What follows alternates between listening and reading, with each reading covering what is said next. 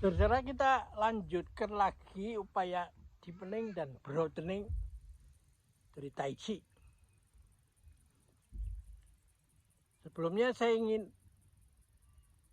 menegaskan sekali lagi, saya nggak tahu apakah yang lalu saya confuse antara aliran Rinzai dan Soto di Jepang. Saya mau menegaskan lagi sedikit yang aliran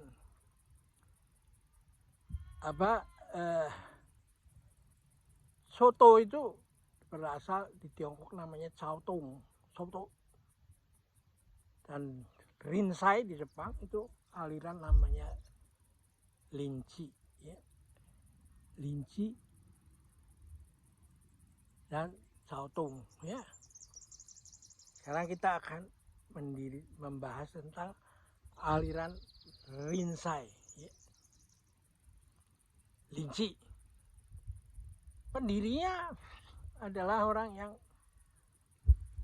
mula-mula belajar dari aliran Soto atau Cao Tong, lalu melanjutkan di dalam aliran Linchi, Rinzai. Dan tokohnya yang menonjol adalah bernama Hakuin itu.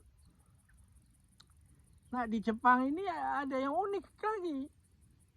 Kalau yang Buddhism yang di tempat lain itu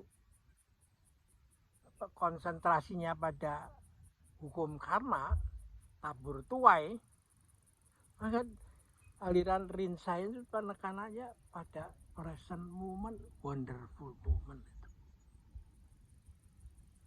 Ya, jadi dia mengatakan bahwa kalau you sudah sadar tentang hal ini, maka karma masa lalu sudah hilang itu. Jadi jangan worry. Jadi guilty feeling dalam psikologi itu yang sering muncul dalam tema trauma, mengatasi trauma healing apa segala macam. Itu Zen sudah mempunyai metode yang jauh lebih tua daripada lahirnya ilmu trauma healing itu. Kalau you sudah memahami itu bahwa setiap present moment, wonderful moment, maka yang apa Anda pikirkan, Anda ucapkan, Anda perbuat itu semua adalah Buddhism itu. Ya, melaksanakan itu. Syairnya adalah yang terkenal, when the wild bird sings its melody, ketika burung-burung liar berkicau di pucuk-pucuk pepohonan, dia sedang mewartakan dharma, ya, dari alam semesta itu. Jadi lalu berbuat baik itu bukan sesuatu yang diberi keistimewaan dan dikasih hadiah, tapi berbuat baik itu ya sudah berbuat baik aja. Nah, itu saya sering melihat tayangan-tayangan di televisi, di TikTok apa ada satu orang yang menemukan uang atau barang berharga daripada orang kaya yang kehilangan barangnya, jatuh atau apa,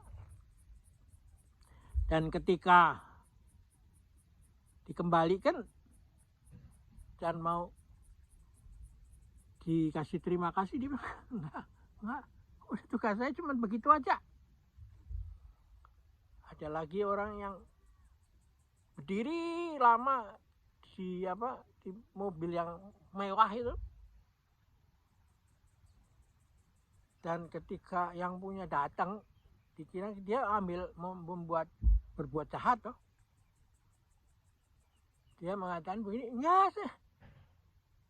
saya pergi karena saya melihat di mobil itu ada dompet yang isinya uang banyak, dan yang punya itu pergi kemana nggak tahu saya, karena saya duduk di sini supaya uang itu jangan dicuri orang, diambil orang toh. ya.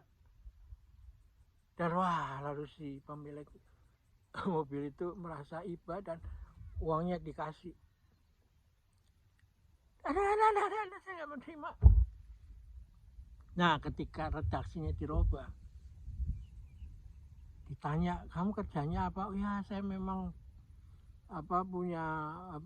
kerjanya memang saya orang miskin, orang biasa, jadi kerjanya saya tukang bersih ini aja. Sedangkan anak saya sekolah di sekolah yang tinggi, diterima, tapi saya harus banting tulang untuk membiayai dia. Nah, melihat maksudnya untuk pendidikan, maka si orang kaya ini merubah redaksinya. Saya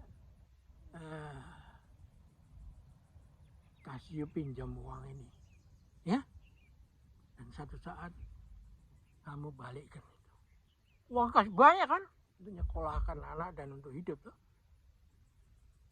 Dan lalu ketika cerita di TikTok itu, di media sosial itu menceritakan bahwa ketika dia mau membalas ke tempat orang itu tinggal, ternyata perusahaannya sudah dijual karena dia merugi tuh. Nah, tiba-tiba si anaknya itu datang mencari untuk membayar hutang itu toh.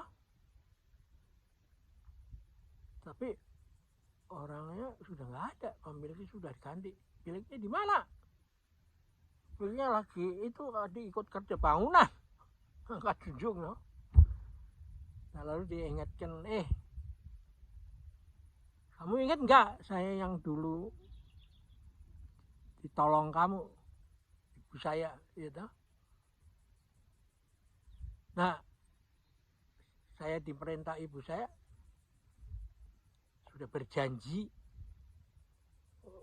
memenuhi syarat yang Bapak minta ketika memberi sumbangan, memberi uang pada ibu saya atau meminjamkan pada ibu saya untuk menyekolahkan saya. Nah, begitulah.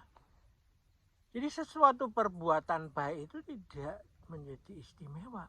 Itu part daripada day to day activity. Nggak ada yang nothing spesial itu. Nah, dalam slide yang saya muat itu membuat sesuatu yang biasa menjadi luar biasa itu.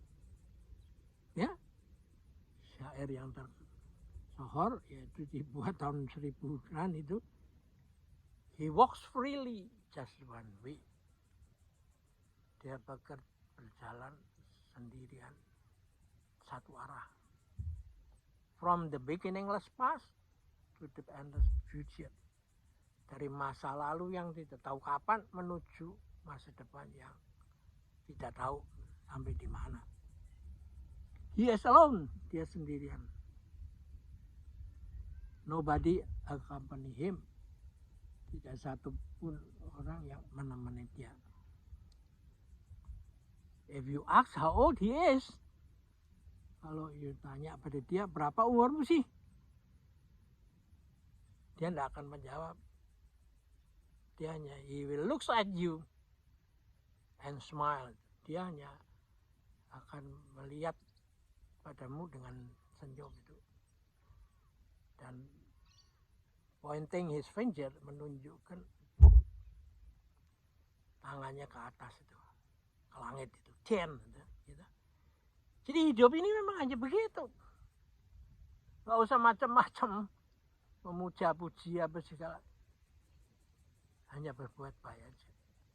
Seperti alam itu dikatakan oleh Paus, almarhum Paus Fransiskus Assisi itu begitu. Seperti air tidak minum, seperti sungai tidak meminum airnya sendiri, pohon tidak berbuah untuk dimakan sendiri, ya. Lalu bunga tidak semerbak untuk mewangikan dirinya. Biarlah persembahkan kepada setiap. Nah inilah menurut saya menjadi titik temu agama-agama di masa depan ada di sini. Bukan lalu menjadi birokrasi baru. Ya, kalau birokrasi baru ya sama aja. Tapi nggak bisa dihindarin semua orang sampai kesadaran ini. Harus ada orang-orang yang memang dilatih, terus berlatih untuk mencapai kesadaran ini. Seperti Anda datang ke restoran yang terkenal dan masuk ke dapurnya itu, semua orang berseragam putih seperti kelang koki. Tapi kokinya yang benar hanya 1-2 orang. Kalau ada serep nggak masuk, ada gantinya atau shiftnya ganti. Tapi dia memberi garansi, rasanya nggak berubah. Sedangkan yang lainnya cuma tukang potong, tukang goreng, tukang godok, tukang angkat-angkat ember, air sana cuci piring apa segala macam. Ya, meskipun berpakaian koki. Ya, tapi koki yang benar itu. Jadi ya, seharusnya agama itu merupakan satu pendidikan kesadaran. Ya, bukan pengumpulan massa. Ya, oke, kita akhirin di sini. Sampai jumpa lagi.